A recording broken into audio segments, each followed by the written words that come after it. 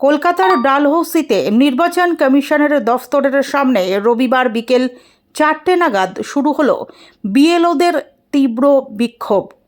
BLO অধিকার রক্ষা কমিটির ডাকে এই আন্দোলনে অংশ নেন বহু ব্লক লেভেল অফিসার।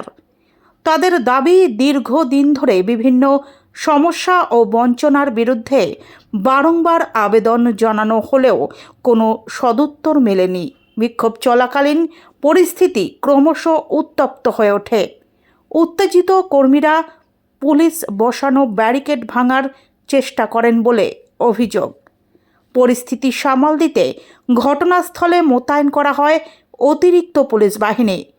বিক্ষোভকারীদের বক্তব্য, কাজের চাপ বেড়েছে, কিন্তু সেই অনুপাতে সুযোগ সুবিধা ও নিরাপত্তা মিলছে না।